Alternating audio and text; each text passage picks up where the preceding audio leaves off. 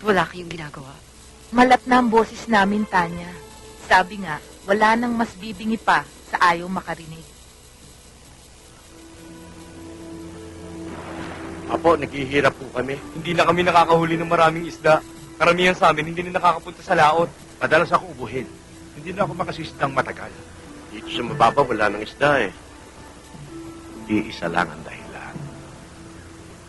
Nakakalimot na kayong tumawag sa Panginoon. Hindi na kayo nakikinig sa akin. Ako nagtinig ng Panginoon. Handa ba kayo mag-alay para sa Panginoon?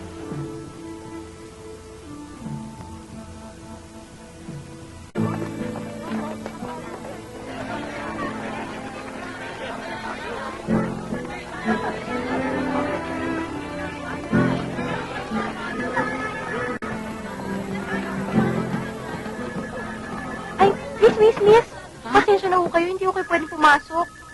Tanya Marquez? Ay, si Tanya Marquez! Ako nga. Tanya Marquez? Pwede mo ba humingi ng autograph? Ay, naku, thank you. Okay. Sige. Ay, nagmamahal. Miss, tawalog sa loob. Saan ka pupunta? Kasi kailangan ko makausap si Mayor. Hindi pwedeng kausapin si Mayor. Busy. At saka may appointment ka ba? Wala. Wala pa rin. Hindi pwedeng kausapin si Mayor. Importante lang sasabihin ko kay Mayor. Kailangan ko siya makausap. Hindi pwede! Sige. Sabihin mo sa putang ina Mayor nyo, hindi na siya tatagal na Mayor. Hindi ko siya iboboto. Makakarating, sweetie pie, ang taray mo. Sino ba yon? Ikaw ang taray mo, no? Si Tanya Marquez, artista yun. Ah, yung All-Star. Ano naman kung Polestar, hindi naman dapat ganun ang trato, no? Lakan po sa buhay to. Pedicurista, manicurista, driver, alalay, manager. Hindi ko malaman kung ano talagang papel ko sa buhay mo. Julie, pwede ba? Huwag mo akong asalin ngayon. Alam mong pikon ako eh. Bakit? Ano naman ba problema mo? Ano ka ba naman? Alam mo na pahiya ako kanina nung pinagtulakan ako sa munisipyo. Bukas na bukas, gigirahin ko uli sila. Akala nila, pwede nila akong pagtulakan ng ganon. Makikita nila, kundangan kasi. Kimi lahat ng mga tao dito. Hindi nila alam kung paano ipaglaban ang karapatan nila. Kaya tuloy naging abusado ang mayor dito. Walang ginawa kundi mangurakot, manloko, at manamantala. Tanya, si Mayor. Oo nga, si Mayor nga tinutukoy ko.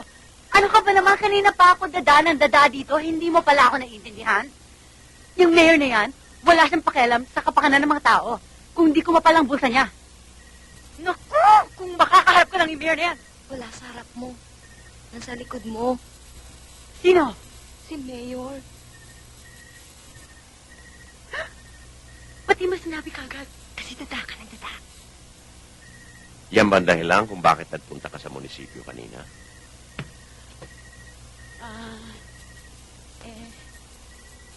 Tanya, kaya ako nagpunta rito ay para humingi sa iyo ng paumanhin. Sa kabastusang inabot mo sa munisipyo. Pasensya ka na. Masyado kasing protective ang aking mga tauhan. Ako rin, Miss Tanya. Sorry ha. Hindi na maulit. Ox lang yun. Ano yung gusto mong sabihin sa akin? Tungkol sa usok na lumalabas sa Artland Cement Factory. Nagdadala ng sakit sa mga tao rito. Bakit hindi niyo ho yun maipasara? Yung ba? Sa katunayan, pinasara ko na yun. Nakiusap lang yung may-ari sa akin. Nabigyan ko siya ng palugit na mga 6 na buwan. Dahil kawawa naman daw yung mga empleyado. Mawawalan ng trabaho. Alam mo kasi, Tanya, karamihan sa mga trabador doon ay taga rito sa atin. Yun lang ikinabubuhay nila. Pero dahil piniling mo sa akin na sarhan ang cement factory yun, gagawin ko, alang-alang sa iyo. Pagkalipas ng 6 na buwan, sarado yon. Salamat ho, Mayor. Yun ho ang gusto ko marinig. Ngayon, ako naman ang may hilingin sa iyo. Ano ho yan, Mayor? Bukas, pagkabandang 7:00 ng gabi, magkakaroon kami ng salo-salo. Isang party para sa mga kapartido ko sa politika. Alam mo naman siguro na ang aking anak, si Lee, ay tatakbo sa pagka-mayor dito sa atin. Kung pwede sana, kukumbidahin ka namin. Ako ho? Wala ho ako nalalaman sa politika. Hindi bale. Makahalubilo ka lang namin. Isang malaking karangalan na.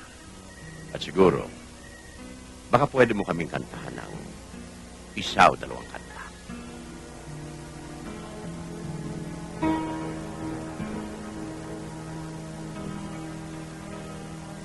Ay, sakit pa lang. Umilig ng aking puso. Akala ko'y kasiyahan ang matatanto. Ngunit lahat ng ito'y hindi pala totoo. Nasaan ka, puso ko, at pangako